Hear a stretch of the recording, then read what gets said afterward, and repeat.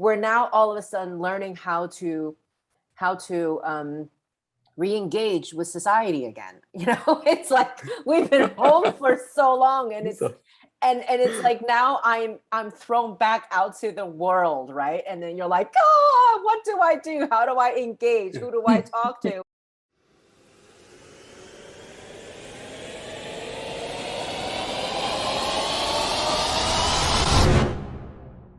Hi, everyone. This is Cindy. Hi, everyone. This is Jana. Welcome back. We are back with Close Encounters, episode 9 today. Everyone took a little bit of a short hiatus since it is the summertime. So we all needed a little bit of a break mentally and physically. As we all know, that's so important. So today we are back with a conversation that I think is super, super important for our industry. It's, are we risking our health for the arts? As vaccinations are starting to go around the country and the world, venues, performances are starting to come back. But we've also know that, this naughty little COVID thing decides to play its game on us. So today we're going to talk about it, and we're joined by two amazing colleagues who I've known for quite some time, Nelson and Mengtong. So I'm gonna pass the baton off to you guys to introduce. So I'm gonna just start again from where my screen is. Why don't we start with Nelson? Hi, okay, great. Nice to meet whoever's watching this. So I'm Nelson. I am from Singapore. I am an artist, and I run a theater company, a Mandarin theater company called 9 Years Theater. And basically that's what I do. I direct and I act. My first love is acting, but I've been directing for many years now, and because of the company that I run, and hopefully I get to go on stage and act a bit more. That's what I hope. Awesome. Thank you. And Mengtong? Hi everyone, I'm Mengtong Guan. Originally, I'm from Beijing, China. Right now, I'm in Queens, Flushing, New York, traditionally known as the land for mass pass people. I've been here in the past now a year and a half now, since before the beginning of the COVID pandemic. Before the pandemic, I've been running Ping Pong Productions, which is based in New York and Beijing, doing international producing, presenting, and representing, working with artists globally. Cool. Nice to see everyone. I know. Thank you. So I wanted to start off because we are coming from different parts of the world, with me being here in Saudi Arabia, with Jana in Germany, and we have Singapore and the United States, where I was just at for the last couple of weeks. As we talk about the words reopening and everyone coming back, we are actually tied very much by policies and what our government is deciding to do or not to do. So can you kind of just, I'll throw this out to you as a prompt, just to give a gauge of what's going on right now, in Singapore and Mengtong, coming from, I would say maybe US, but also just New York in general, because as we know, in New York, every state has their own rules about reopening and what's allowed and what's not allowed. So that's like 50 different voices, because you've got, 50 states. Every state. Yeah, every state. Every state is its own little country. Yeah. So I'll throw that out just so we have an idea of what's going on around the world. Well, maybe I'll go first. Talking about little country, that's what Singapore is, a very little country, an island actually. So that makes us, for that I could say two things about what we're experiencing here. One is that it's easier to control everything in Singapore because it's so small, right? Smaller population, everything. And once the government rolls out a policy, it's easy to make people understand and even to carry out the policies. But also because we are small, we have very high stakes. Anything goes wrong and we go down the drain quite immediately. So everything becomes more serious That's how I see it. It becomes more serious now. 50 cases in a big country is 50 cases. For us, it's like a big deal. Or 10 cases, 20 cases. So the numbers mean a very different thing for us. Every day I look at the TV, like these numbers, So we have been experiencing a few waves since 2020, around April, when we first heard of COVID. There was a period where it got quite serious, and then we got it under control. And then since 2021, we have been slowly opening up. But right now we are experiencing the Delta wave, as everyone knows it, right? The Delta wave, we're experiencing it. We are also controlling, keeping everything in control. My company, we have been performing since early 2021. We have been performing live, some hybrid production, mostly live, and then we also did some digital productions as well. But the thing is that, Cindy, as I was talking to you a few weeks ago, I said we are only beginning to understand what new normal, this term actually means. Right. It really means that we are opening up. We have to open up, otherwise we can't survive. That's what the whole world is doing. But we're opening up with risks. We have to live with risk. And what does living with risks mean, like, in a way? And for me, I suddenly realized, that's what new normal means. Right. It means you have to deal with a very different kind of risk, and you just get to deal with it and live and make work in that kind of context. Can I ask two quick questions? Because it goes directly. So the numbers, when you said numbers, what kind of numbers are they? Are they the numbers of people who are infected, or is the number, because that's what the government here is kind of shifting to now, is not just a number of infections, but hospitalization. It's a mixture of a lot of different factors, parameters. So what's the number in Singapore? Is it the infections? Mostly, the primary numbers would be people who are tested positive in a day, for example. Okay. Right. Yeah, in a day, and they will also be coupled with people who are seriously ill, or people who have passed away. Yeah. But recently, the government, because of the drive for vaccination, has also highlighted the number of people vaccinated, or the percentage of the population vaccinated. Okay. I have another question, but I think I'll keep that for after Mengtong. Sure. So the situation in New York here right now, I think we're at the point, I know in the fall, for example, some of the Broadway performances are planning to come back.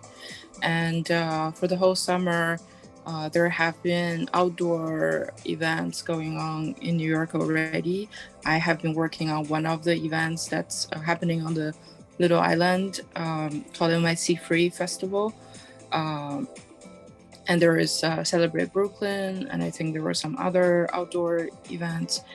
The policy in New York generally has been, and actually quite recently is, whenever some people are going indoor, including, I know the Broadways are planning for all the staffs and audience members to show their proof of vaccination. That's the same rule that's been applied to going indoor to cinemas or to indoor dining in restaurants. Customers or audience have to show either a proof of vaccination or a PCR test of COVID, show result of within 24 or 48 hours. That's a negative result. Otherwise, they will not be allowed to get indoor and take off their masks. That's for indoor. And for the outdoor events, for example, the festival I'm working on, our staffs are all vaccinated. We are also doing a weekly PCR test. So all the staffs will show the result and recorded. And all the artists that are performing are asked to either show the proof of vaccination or a test result within 48 hours or a rapid test within a few hours. So, And we have designated COVID compliance officers on site that help people to watch everyone wear masks indoor when it's indoor area like dressing rooms, and outdoor the staffs and artists when within the 6 feet, we're all wearing masks. So that's been I would say this rule has been on the go, changing on the go as well. For example, when at some point we did have occasions of knowing there were staffs had a positive test result, then the contact tracing, there is a system that's internally and also organizationally. And we also make sure that the artists are asking the questions how to keep themselves safe and how we can feel safe when working directly with someone that you don't know what contacts they had, or if they're, to be close and work closely with, because in the working environment in the arts, we all know it's very hard to avoid the 6 feet or even wearing a mask all the time when it's a music performance. And I recall early on when planning the festival, actually, even for the outdoor situation, the stage plots were all planned to be 6 feet away, or if it's a vocal or a wind or brass instrument, need to be 12 feet away from each other on a very small stage. And the audience seats, the front seats will be empty.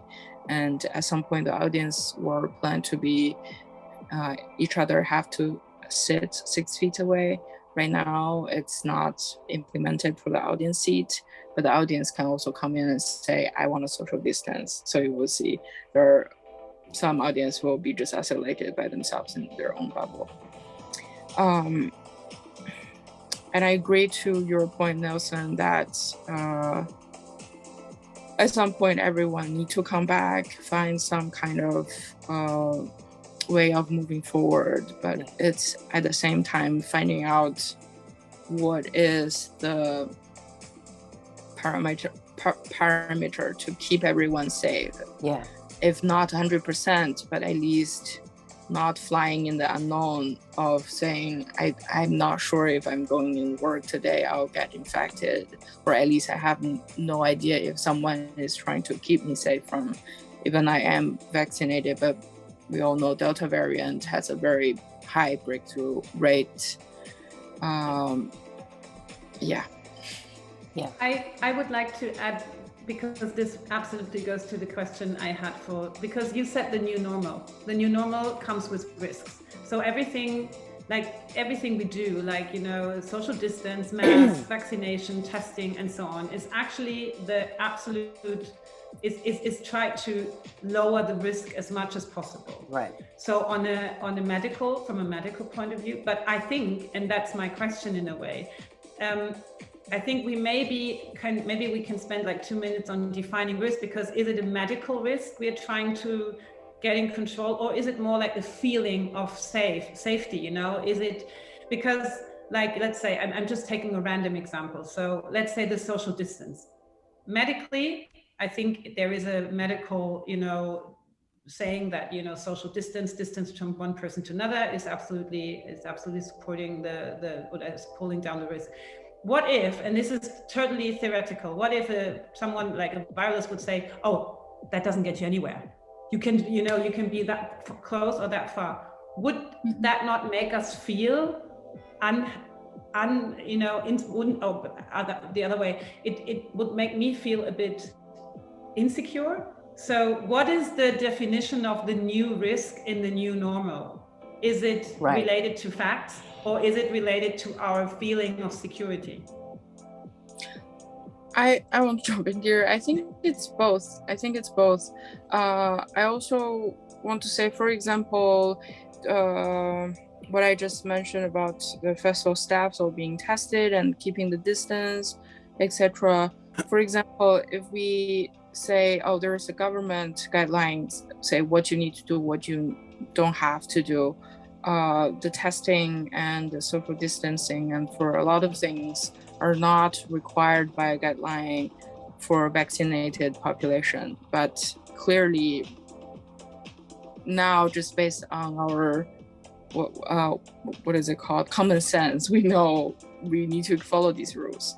So it's also a collective decision by the people that are working together. If we still want to keep this thing going, what is the best way that we do for each other to keep all of us safe? And it is a collective of a combination of, this is the fact, these are the guidelines that we know of, but this is how everyone in this group feel more comfortable and safer to be able to work together. Right.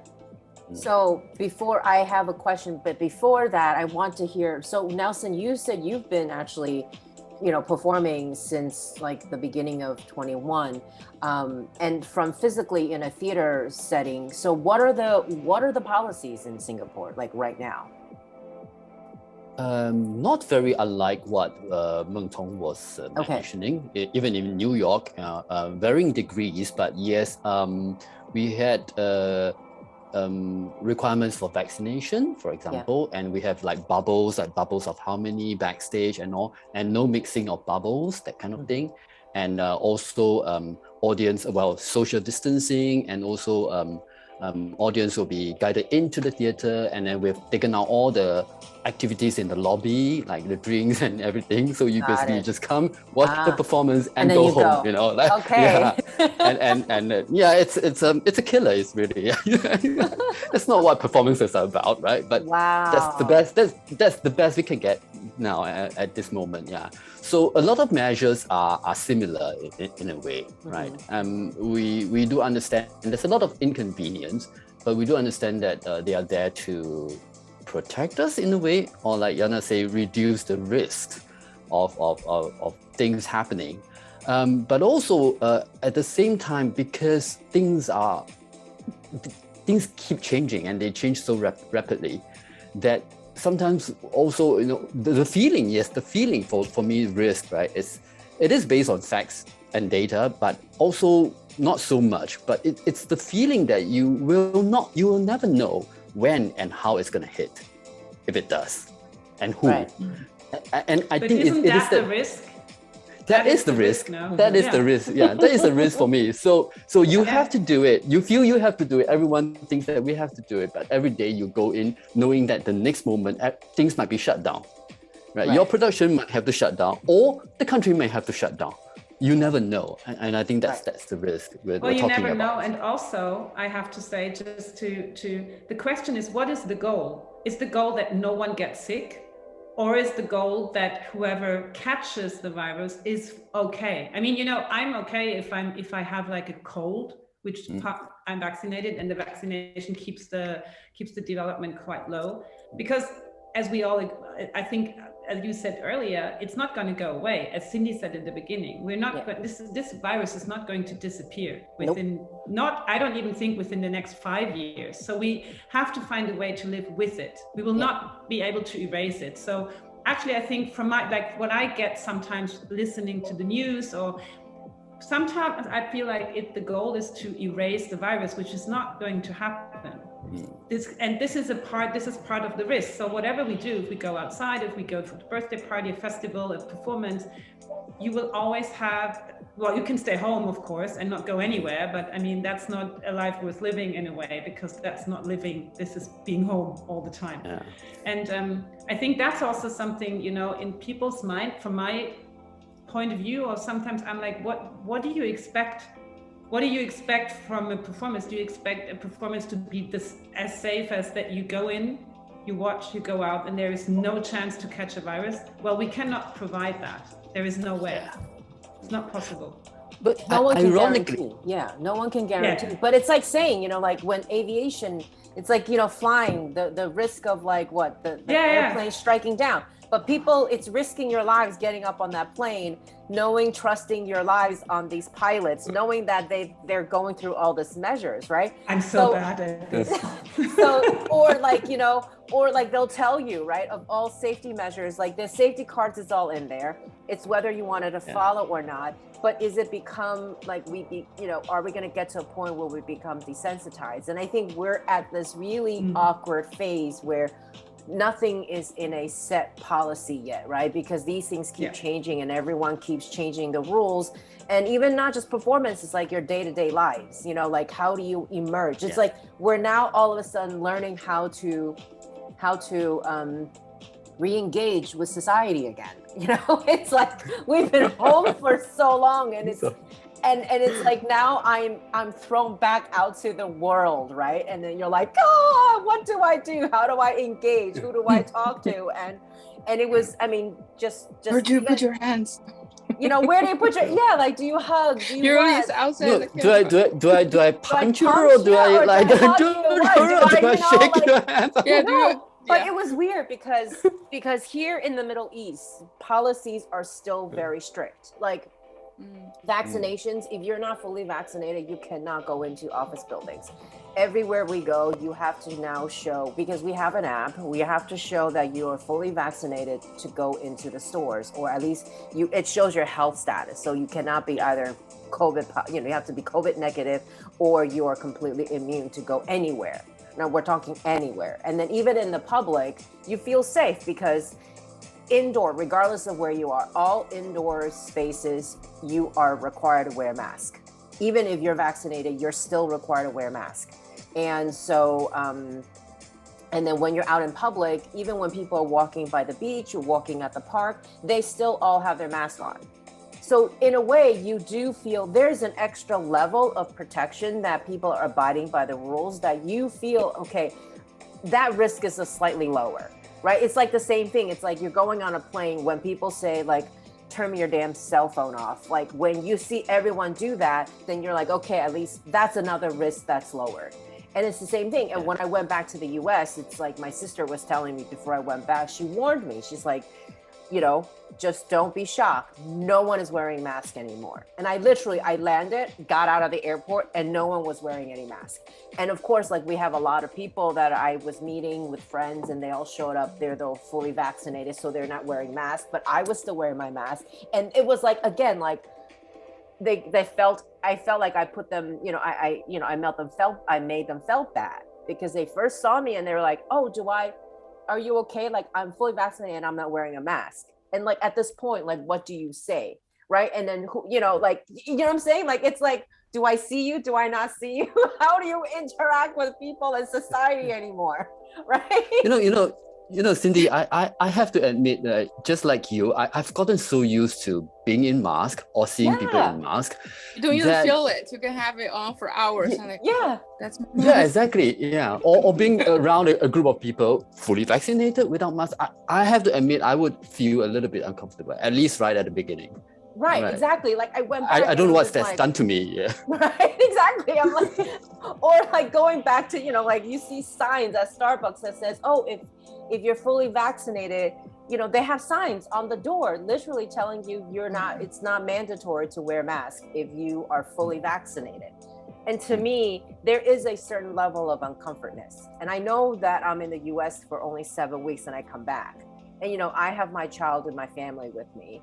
And then so I had to give them a whole pep talk. Like, I don't care what other people say, what other people do, but the rules. Wherever you go, outdoors, indoors, you put your mask on.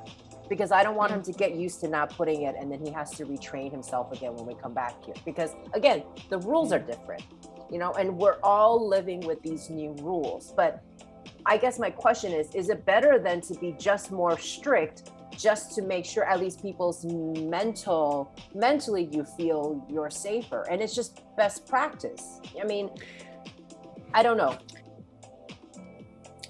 I feel people in the US, even during the peak of the pandemic, when there were no vaccination, it was so hard to just get everyone masked. Mm-hmm. Yeah. I have to say, I always had the moments even in 2020, walking on the street, or even occasionally go into an indoor place and see someone either wear a mask like this, or even like this, or not having a mask on at all. It's just so hard. And you've watched the news, probably there will be debates in the city council of people arguing against wearing a mask because it's a matter of freedom to wear or not wear. It's a matter of freedom for each person to manage their own health conditions, instead of thinking, if I'm infected, I may pass it on to someone who's more vulnerable and likely to be hospitalized. I think it's part of it. It's also a cultural thing. Yeah, so the government a cultural thing. also follow what they think their population is able to accept it. And that's why we have, the States has 50 states and there are 50 different rules. And think of how many countries in the world there are. Yeah. And the different level of comfortableness. And just think to even have, for example, I know mainland China has one of the most strict rules about even people traveling into mainland China, and they have to quarantine for 21 days now. Yeah. I think it's still one of the most strict and just unacceptable. If there is one case in one city, they'll shut down the whole area and no one go in or out.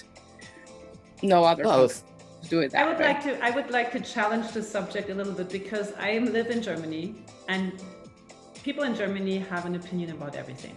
So as you say, like it's not even about wearing a mask for health conditions. It's more about someone is telling you, and it's something people here are not used to. Normally, like until 2 years ago, no one was wearing a mask, or not no one, but literally 2 out of 2,000 people. So, but it's a mixture. It's a mixture of being uncomfortable. Also, the image of entering a supermarket with people masked is scary or is weird. And it's also about, you cannot make your own decision, but you're told to do something, which is like the Western world is like very like, it's the same in America, as you just said, it's about making your own decision. But I want to challenge another point of view, which is not my point of view, but I just want to challenge. Like in Germany, we do have the problem, like also I think in the US, the vaccination rate is going down. So people are not that, they're a bit like, well, let's see. And one argument I heard a lot is like, but if I'm vaccinated and I still have to wear a mask, why should I get a vaccination? Because the vaccination gives me the feeling of going back to normal. Back to normal means going out without wearing a mask. So if I am vaccinated and I'm wearing a mask, why should I get vaccinated? This is it's like a devil's circle we're moving in. A cycle that, Yeah, and not that I necessarily agree, but I do understand that train of thought in a way, like if you think the vaccination gives you back your freedom, and your freedom, like part of your freedom is not to be wearing a mask outside, then you would obviously question getting vaccinated. Like from my point of view, working in the industry like we all do, I'm like, this industry is really desperate of getting that virus under control, because we cannot do our jobs. No one, not on stage, not off stage, audience, and so on and so on. But we were just trying to make a concert without masks and without distance, vaccinated, tested, everything. And the ticket sale was really, it didn't go very well in a way. It was very, but like I know from someone who tried it, it's like people are very scared. They're not buying tickets necessarily to concerts where they don't have to, keep distances. I think and this is interesting. Yeah, I think for me there's over here there's science, and over here there's actually culture, like what Mengtong says, right? Yeah. So sometimes the issue of we're arguing with logic in a way, to say that if I get vaccinated and then I still have to wear a mask, hence why should I be wearing a mask? That's kind of a logical argument.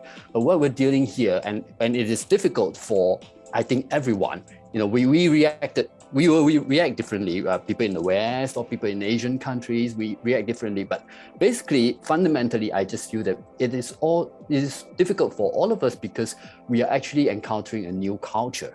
Yeah.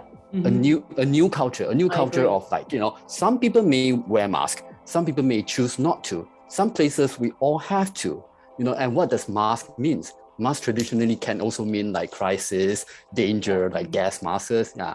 Sometimes it can also mean a lot of things. So it's not just a fabric, but it has cultural connotations in different. Yes. So we're encountering new culture. So it's the new culture that is scary, that is making us uneasy, on top of science, which is factual. And then sometimes we choose to not believe in science. Oh, why do I not believe in science? No, maybe I don't believe in the culture. It's not the science. Is it the science or is it the culture that I'm against or for? Yeah, that's true. That's a very good point, actually. It's a very good point. Yeah, and I want to come back to the point of what is a goal there.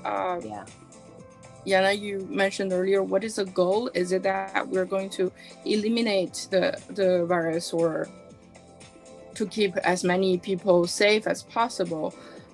For our business or industry, I would say, for me, for example, working on the festival, every time when making a decision or asking management to make a decision, I think what at least I keep in mind is that I don't want to work on a super spreader event. I don't want people to get sick because they came to this event. Right. I don't want New York City to have a 10,000 surge because there was an event that day, no one wear a mask and no one felt safe or no one were vaccinated. And I don't want my colleagues, because working on this event, got sick and then pass it on to their family and someone vulnerable end up in the hospital or died. Right. So it's really not just making a decision for oneself. Oh, if I get vaccinated, I still need to wear a mask. What's the point? The point is, if you're vaccinated, you can still catch the virus and still pass it to someone else.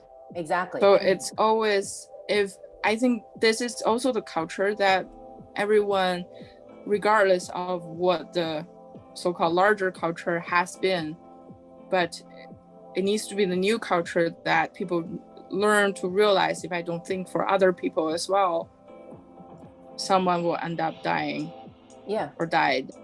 It could be someone in your own family, someone you really care about. Yeah, I totally agree. I have another challenging question when it comes to this. Hamburg just went to a 2G system. That's optional. So, like, let's say it's for restaurants, it's for private, but restaurants are declared private. So restaurants can say only people with vaccinations or people who are recovered can enter the restaurant. Testing is not an option, which means there are a lot of people who cannot, because, there's one group of people who don't want to get vaccinated, but there are also people who cannot get vaccinated, like pregnant women so far, or you have like a medical issue. And this is a big discussion here right now. If this actually, it is about everyone, but at the same time, it rules out not a small group of people. So this is a test. They're doing this in Hamburg right now, and I read it just started, I think today or yesterday, and it's already a big discussion here. And I would like to ask the question, what you think, because I agree with what you say, but at the same time, if you take that a step further and say, okay, we're really strict now. We only have vaccination and recovered. It rules out people at the same time. Not in terms of, and this is not necessarily the people who don't want to get vaccinated. That's the point in that. The little detail, which is details, different. right? It's for those people who really medically can't get vaccinated. Yeah. Right. I don't have answers, but Singapore is exactly going through that. Yeah, we're going through that stage at this moment, because the new measures that has been rolled out, I think a week ago or something, use the word differentiation, and the government admits that they are differentiating. They are differentiating people who got vaccinated or not. Mm-hmm. And people, for various reasons, and then like restaurants, 5 people can go in, but all needs to be fully vaccinated. But some other places, you can have unvaccinated people mixed with vaccinated, so all kinds of things. But the differentiation comes from the vaccination in a way. So there's a lot of discussion emerging. Yeah, and we are actually all watching where this is going. Yeah. Basically. Right. I don't think we all have an answer, right? It's like what, everyone's all sort of making up the rules as we go along and as we see all of this, evolve. But going back to what Mengtong was saying, this risk, it's even just beyond like health risk, right? If you take it down just a little bit, level down of, let's say there's no health risk, for anyone around us, but it's the logistical inconvenience that comes with it. And we're talking just our performing arts, And perfect example, a good colleague of mine was supposed to perform this summer. It was going to be an outdoor performance out in Long Island. And I was going to buy tickets and go see the show. And then a couple of days before, he calls me and said, Cindy, I'm so sorry. Our performance have to be rescheduled because I got COVID. And that's after 2 doses of Pfizer. And obviously it was not serious. And how it came about was the entire band was all vaccinated except for one last young chap. He was one of those people who felt he was invincible and probably, just kind of like, or just felt like he just, I'll make time for it, or whatever reason he didn't get vaccinated until really, really the end. But by the time he got his first vaccinations, a couple of days later, he was tested positive for COVID. But in between that time, the band had already had rehearsed, and they were all blowing their horns at each other. So of course he got it. But then what does, in that situation, now he needed to call the presenter and say, I am so sorry, we can't, he now has to self-isolate and he can't be there for the performance, which impacts the entire, and then this other kid got it too. So what does that mean now? It's there, it's that inconvenience of what now does that mean on the economic impact? Because that presenter had already did some marketing on the show, now had already sold tickets, and now this whole cycle is impacted. And I think that's something that, how do we, if it was me personally, right? If I was doing this band or whatever, I'd be like, all of y'all need to be vaccinated in order for you to be part of the rehearsal or part of the performance. But because it is the United States, they cannot require you to do that. And so even Posth now from the health perspective, now he needs to tell his whole band member that he got it, whether they go get tested or not. That's another different story, because he's not going to be responsible for paying for their PCR tests. But then now he also needs to think about all the contact tracing. So I guess it's it's beyond just, for me, what bugs me is it's beyond just risking other people's health, but it's that logistical nightmare that happens when someone is tested positive, right? What does that mean now, right? And you saw already so many concerts, the Foo Fighters was one of the first rock and roll bands playing at Madison Square Garden. It was obviously sold out. And of course, obviously they all had to be fully vaccinated to get a ticket in. But then a couple of weeks later, their Los Angeles show got canceled because one of the band members got COVID, or one of their staff, their team members got COVID.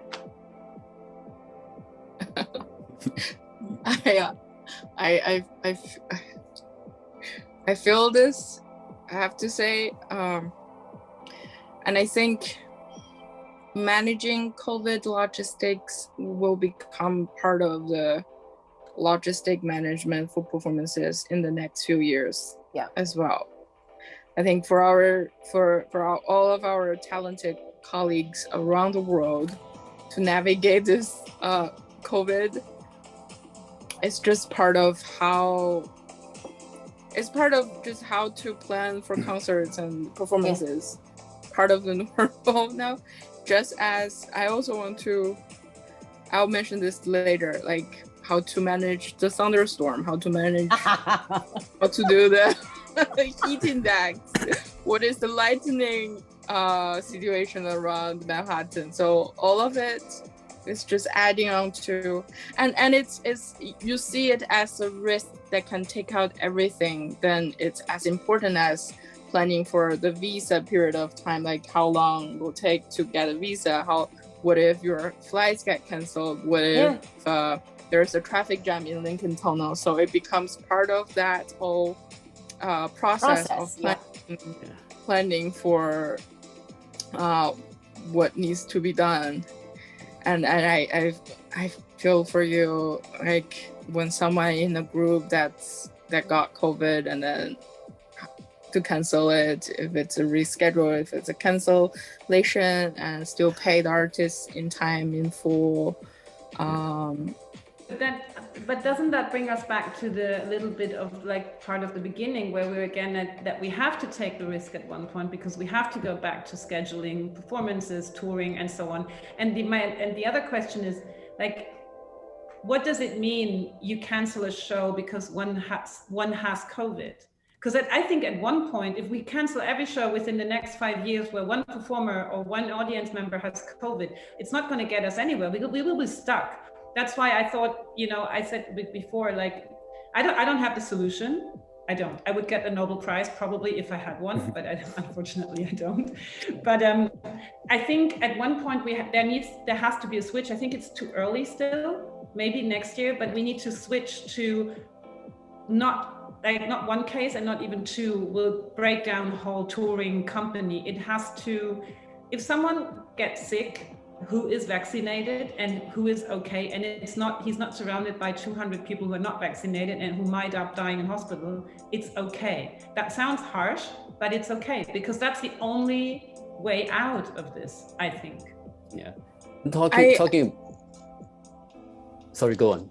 No, I wanted to respond immediately to this. I think it's about making a rule also for just one organization following certain guidelines to make sure that everyone has done their best to rule out the possibility or to keep it the lowest possibility that there will be someone getting sick from this event that we organize. I think to keep that in mind, then maybe the rule will be made as everyone need to keep a social distance and wear a mask all the time. And if a person is sick, then do the contact tracing. It means this whole department probably needs to be quarantined for the next 14 days. But what is the contingency that if this department is quarantined, who's stepping in to do their works? Mm-hmm. So make that whole system to consider all the risks already beforehand. Yeah. No, I just want to say that yes, I do have some encounter with logistics management due to the COVID, but also at the same time, because I'm an artist, during this whole period, I also encounter from the artistic side how you need to be able to in my own way, I said, now I know how to make COVID art in a way. So yeah, just to give you an example, not so long ago, we had this collaboration with a New York-based city company to do a co-production of Anton Chekhov's Three Sisters. It was commissioned by the Singapore International Festival of Arts. And the work was like about 4 years in the making. So it was supposed to be staged in 2020, and then the festival was cancelled because of the COVID, of course. And then when it comes to 2021, we were holding like online workshops over Zoom just to keep it going, keep the process going. And then we were so hoping that everything will return to normal. But it has come to a point where we realized that the festival can go on, but traveling will not be possible. So in a very short time, the two companies come together and then we revise the whole script, we turn the whole production into a hybrid production. So the American actors, so it's performed in Singapore, but the American actors appear as video images, curated video images, pre-recorded, and then my live actors in Singapore, we have to react. It was a very tedious process. And the audience, even knowing that it's a hybrid version, wasn't ready for it. So we have the audience divided in the middle. Some love it for its innovation. That is so interesting. Some is saying that you should have just cancelled the thing. Yeah. And we're like, we can't cancel the thing. It's 4 years in the making. And we never imagined or conceived that play to be like this. And then 1 week before we open, with that hybrid version, 1 week before we open, Singapore has a surge in the numbers of cases and all these things. And then the new rule came out, we have all to be masked on stage. So I was thinking, luckily I conceived the Three Sisters not as a realistic play, but as a postmodern, kind of a postmodern expression of Three Sisters. So no problem that my actors are masked because they are not real characters in a way, you know. Yeah. So we put that through in a way. We put that off, but that makes me think, you know, like how am I going to make art in the future, where things like, you know, things can get cancelled, people can't travel. One of my cast members gets COVID, and what happened? You know, can I bring in a robot? Bring in a pre-recorded images? Actually, you know what? I think that's a great idea. Yeah. You know, to bring in a robot. You know, and that's the thing this is episode 9, and we have a few things that appear in every episode, which is interesting, I think. And one is that the one thing that COVID taught us, or the good thing about COVID, if that's a term we can say or use without being like, oh, what did she just say? There's no good thing about COVID. You know, it's like to find something, and if it's on an artistic level or on a logical, like on a project management level, as you said earlier, which is not only a solution for COVID time, but which goes beyond, which is something that developed out of this crisis or necessity, like you know, the robot in your piece, maybe, but which is an art on its own, which has, like, when someone tells a story in 5 years, or you tell the story in 5 years, you say, oh, that actually was born during COVID because of that and that situation. But and this adds on to the beautiful performance, but it's not just a solution, you know, where, like, I was a dancer for a long time, and I saw all these dancers dancing in their living rooms, and at one point I was like, oh my God, this is so sad. This is really, I mean, not the training, but the dancing part. And I thought, you know, that's a solution for now. This is the best they can do, and it's great that they do it. But actually, I want to say, it's not something you will watch when this is over. But, you know, a performance with a real actor and a robot is something I might watch in 2025 without even knowing that it's part of COVID times. And that's interesting. Yeah. Something that comes out of this, which is, and I think, I mean, we had this in our last episode, I think this whole digital part where people all of a sudden can watch Bolshoi Ballet in Taiwan, because they cannot buy tickets to go there, and, you know, little girls just starting ballet school, this is a huge opportunity in a way. Absolutely. Know? And so there is a lot of things happening which can be developed, which are actually a great outcome, I think, for the performing arts. But it's true what you said, the traveling part, that's a challenge. I had a call from Miles and Moore the other day saying, oh, we just realized that you didn't travel anymore that much. And I was like, oh, really? Are you calling me to remind me? And they were like, we were just wondering if you're planning on traveling, because, you like, know, if you want to keep your status. Why don't you just poke it deeper? Yes, and I was like, this is the most depressing call I got within the last 2 weeks. Well, are you calling every customer now? And if so, I just want to tell you, this is not smart. This is because it's not that I don't want to travel, you know? I know, right? I can't go to the US. I cannot go. And the guy was like, oh, yes, you're right. And I was like, yeah, maybe you want to reconsider that kind of calls, because it doesn't make people happy. Really. He must be high. He must be high on something. And it's true, and I was like, I stopped it there, but because I thought this poor guy. But I thought, you know, it's not only me traveling, but it's also my work is completely influenced by the fact, like you're like that people cannot travel. Yeah, it's terrible. It is. I mean, and I agree with you know, I've been fortunate. It needs a person in that department.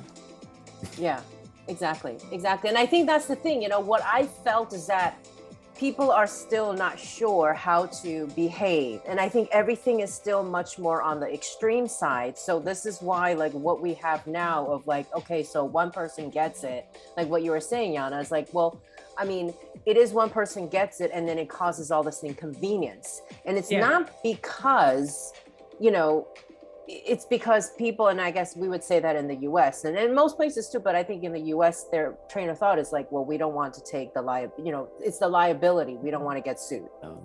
There is that, right? I think for the yeah. Americans, it's more about that than, oh. But you can sue Americans for everything. In America, you can sue everyone for everything, no? Well, exactly. And then this is why, like, you have this extreme side, but at the same time, there's also this effort, there's this laxing of, because you're going to get sued, then everything becomes such a big deal. Everything gets magnified because then everything makes a big deal out of everything. But then they're all still thinking about, you know, myself, right? Like what Mengtong was saying, it's about the collective. It's about not just about my personal choice and my personal rights. It's about thinking about the others. But they're not, I think a lot of, and culturally, and I'm saying this only speaking of America, you know, they're not there yet to think about that this is not just my problem, but everyone around me can be affected. You know, again, it's like taking that example of the New York City public transportation requires you to wear a mask. It's mandatory. Yeah. But you get on the bus or you get on the train and there's still many people that don't wear it. And then there's no policing of that. But yet, for me, I'm afraid to go up to this person. I'm not comfortable to go up to this person and say, could you please kindly put your mask on? Because on the sign it says it's required. Because I know that if I open my mouth, I'm gonna get punched in the face, or I'm gonna have a confrontation with that person. And so in that instance, I'm sitting there thinking, so is this considered my choice? I'm now forced to be in this car with you who is not following the rules, even though the rules clearly says you have to, right? But I'm feeling uncomfortable where I don't feel, so now so even though I have the right to open my mouth, but I'm afraid now I'm gonna get punched in the face, right? So how warped, like how twisted is that? Right? Like how twisted is that though? Yeah.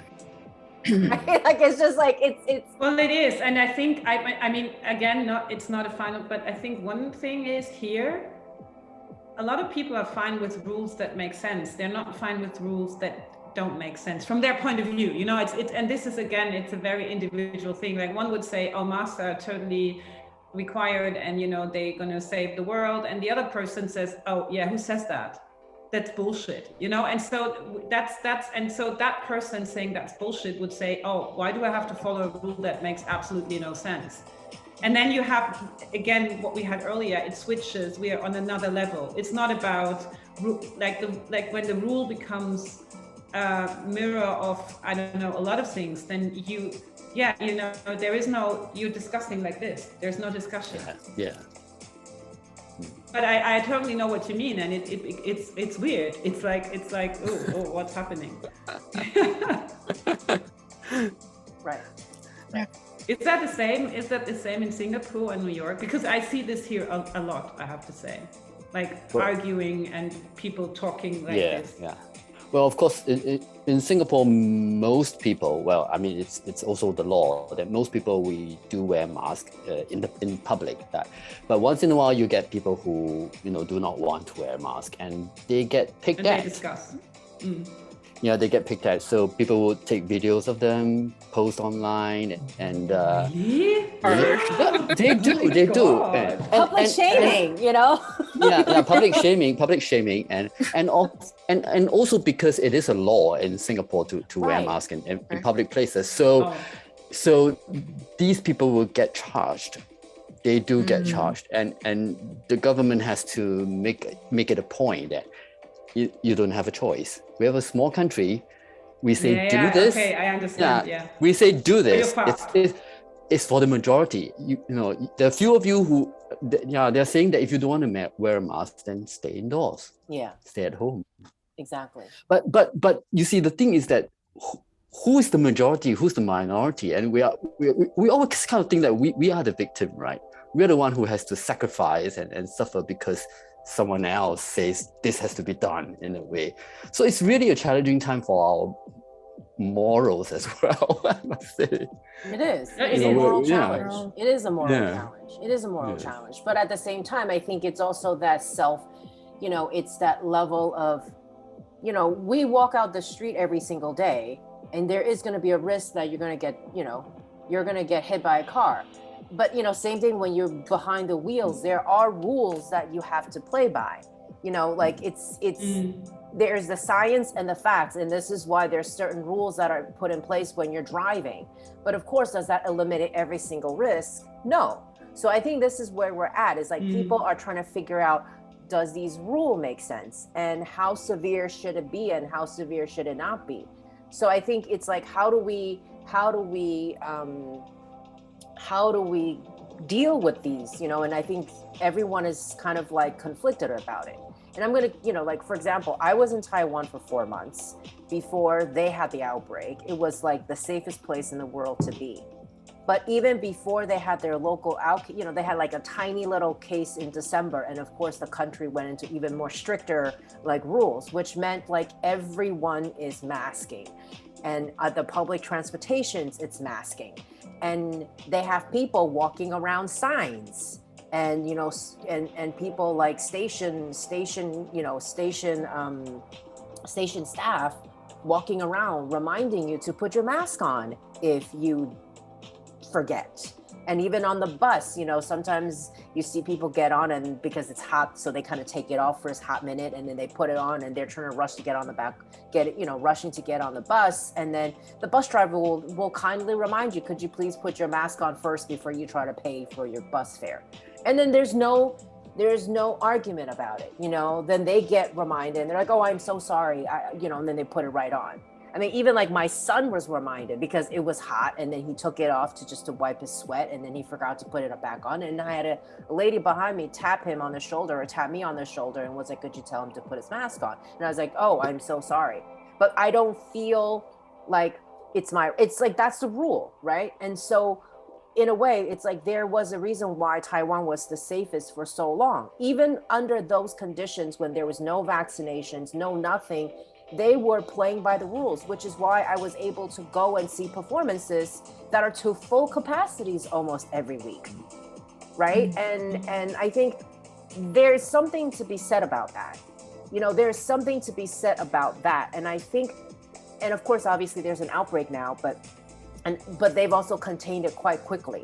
So I think there has to be something said about that, where to me, I still do believe, and you know, people can totally disagree with me, that the government could come down with a policy, right? And at the point, it could may or may not make sense to people, but it has to be a collaboration with the citizens. It can't just be like it's all the government's fault, and it's all, you know, because then you'll see finger pointing now. It's like, because the government says this. Yeah, I think it's even a step further. It has to be a collaboration between the people and the government. They have to feel as one country. And the moment where you feel like your government is ruling against you, you already have a problem, because then it becomes the government and the people. And then you have, this is not a, you know, it can only work as a big group. It cannot work against each other.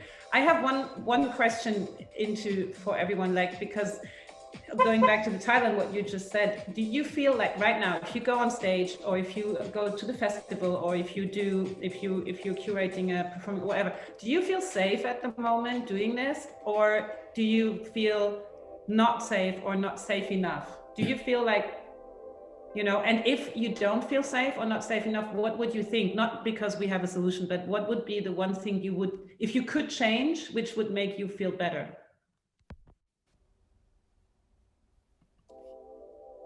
Well, I think before the Delta variant, I would say I feel quite safe with all the safety measures in place. Yeah, right. But this Delta variant has really, it's quite something else. So now we're also getting reports that fully vaccinated people can spread and can also get the virus and all those. So to be very honest, I don't feel fully safe, even though I continue to do the work that I do.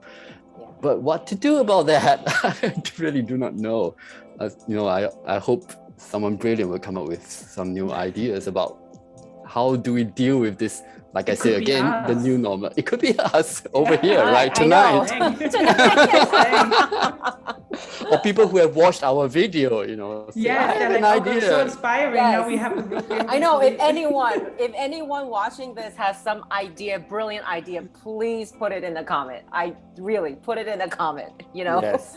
Again, this is why we're here. We're not trying to offer solutions, but if you have any ideas, please feel free. Yes, I don't feel fully safe, so please tell me what to do. Mengtong, you look like you were gonna say something. I agree with Nelson. I don't feel fully safe in terms of knowing, oh, I won't get it. I think, but at least with the current protocols that the festival I'm working with is following, I know at least if there's someone that I had a close contact with had it, I would know.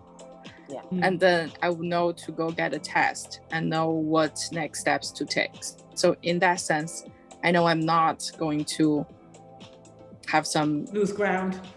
Yeah. At least I know what I'm dealing with. Yeah. So let's put it that way. And no, but it's a good point because it's controlling you. You still think, you know, it gives the feeling of not being completely like lost in space, and that's an important part of feeling safe.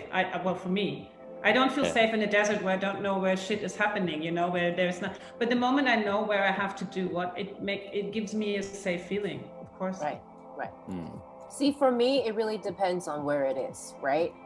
Because it's all about culturally what people are willing to do and not willing to do. So like, for example, even if I were to be like after 21 days, or if I have to be whatever after quarantine, if I was, let's say, here in the Middle East or in you know, Asia, other parts of the world where they're a lot more stricter about this, I would feel much more, let's say, less anxious. Whereas in the United States, I honestly did not go to see any performances because I felt anxious. I just don't feel completely comfortable because because of the regulations that are in place, I don't feel comfortable.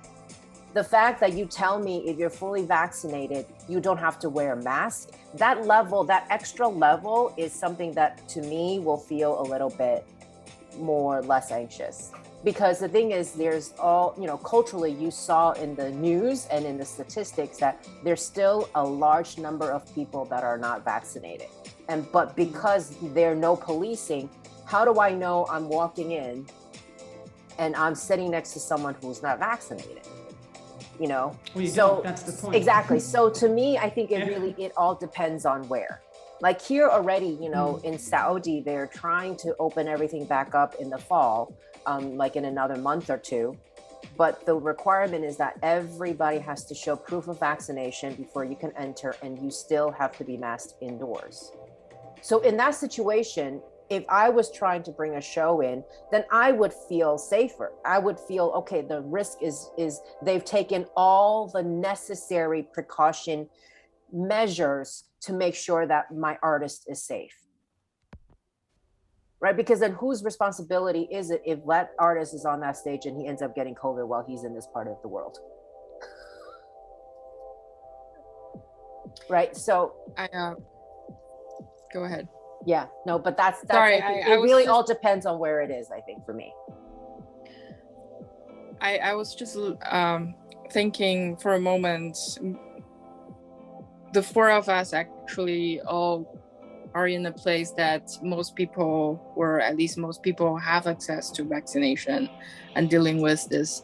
But there is a very large population in other countries that the vaccination is not widely available to everyone, and reopening is not in the plan yet. So I just want to acknowledge that as well. Definitely. Absolutely. Definitely. Yeah, exactly. But that's one thing I heard yesterday. I heard someone saying on the news, which I have to, it adds on to what you said. It was a woman, I don't know what her background was, but she said it makes her really angry that people refusing to get vaccinated having the chance, whereas, you know, and it's still, you know, it's a choice, and I grew up in a country where choice is having a choice, and making, you know, use of that choice is a high standard. So okay, fair enough. But at the same time, I have to agree, because there are countries and people who don't even have the chance, and we are not using it, we're throwing it away. Yeah. Because it has to be used in a certain time window. Yes. Yeah. And exactly. this is something where I'm like, oh God, this is, yeah. Exactly. Not being used is one thing, but not being used and being thrown away is another thing. I know that's where I get like, I can't wrap my head around that. I can't wrap my head around it. Yeah. But, you know, I think today we've covered so much, and I think I have to say we really talked a lot. Like, we poked at the little sore spots that not a lot of people wanted to talk about. So feel free. I'm sure we're going to get a lot of, like, you know, comments or like hate comments. Like, oh yeah, we need the comment with the solution. I just want to point that out again. We need a comment with the solution. Yes, for sure. But it was so fun today. I think there's a lot of things that we can start to wrap our head around. Certainly, I think I love the idea of a new culture, you know, a new culture. And really evaluate, like, really what exactly is the risk? What are the goals? And you know, I think there's a lot for us to really ruminate and to think about. Again, we don't have solutions. We're not trying to solve the problem, but I think because we're coming from 4 different places, you know, it's really important that we share these ideas and let people think about it. So again, I'm so grateful. Thank you both for being on with us today. Thank you. And, you know, thank you for having us. No, and so previously we've been always, as we, you know, as a wrap up, we kind of ask, and we're still like, borders are not really open, but if there's a place that you can go right now and hop on a plane outside of your country, where would it be? Only one place? It can be multiple. There's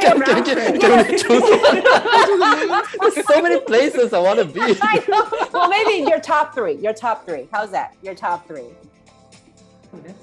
Oh, I do want to be in New York, actually. Because well, I mean, we did a production with City Company, and then we're supposed to be in person with them. So I want to go there and see them in a way. Yeah. And see you guys, wherever Mengtong. Come to New York. New York is on top of my list as well. I will totally meet you in New York. Yep. Yeah, I'll come to New York. Yeah, I just hope there's not another lockdown. I don't think there will be another lockdown, but the surge on the rise, it's actually quite worrisome. In New York. Where would you go? Because you are in New York. You're the only person who's in New York. I'm already everyone to come to New York. I want to go home back to Beijing. I haven't seen my family there for a long time. Actually, it's in the planning. I will be home after this work is wrapped up here with the festival, and then I'll spend some time back in Beijing, go through the 21-day quarantine. You have to document 21 day. I will. And I already bought like a watercolor set. I would just paint, read, sleep, and eat, and go through that 21 days. Cool. Fantastic. Yeah. Cool. Well, thank you. Where would you go, Cindy? Oh God. Cindy, well, I actually just want to stay hunkered down, believe it or not. Like, I haven't really thought about it. I think, you know, between Taiwan and Saudi and then the US, I think I'm okay. Like, I'm okay for now. Like, I'm happy to just stay grounded for the next, like, 2-3 months. You know, and I think you're the only person I know who would say that, because you're the only person I know who's traveling that much right now. Yeah. That really, is that bad for me to say that? No, not at all. It's a perfect place. It's fantastic. Because the thing is, it's complicated to travel now. It's not that easy. You know, it's like, you know, like leave, because people don't really do PCR tests. Everything is all like quick test. And for me to come back to Saudi, they need a proper PCR test. You know, Mengtong, I was like hustling, trying to figure out, because we flew on a Tuesday, and then that meant we needed to get a PCR test on a Sunday, because our flight was like Tuesday at 2:00. And so I forgot. the rest of the world is Monday through Friday. So not a lot of places were open on a Sunday. And I was like literally like trying to figure out where I could find. Yeah. And then to get the result. Yeah. And then to get the results. So it's no longer just like. See, that's another challenge when it comes to the new logistic project manager for every company. Yeah. And then just trying to figure out like if I can get back, like all that logistic is quite a bit of an inconvenience. And then that does deter you from, okay, unless I need to, let me just kind of stay put for a little bit and just observe. But maybe I'll tell you like in a month I'll be heading off somewhere. So I don't know. I like right now I don't. I'm not surprised, indeed. Yeah. Well, thank you all today. This is so much fun, and thank you all for tuning in. So again, for all of you watching, don't forget to subscribe, to like, and most importantly, don't forget to comment, So thank you all, and we will see you all for episode 10. Thank you. Hey. Thank you. Thank you.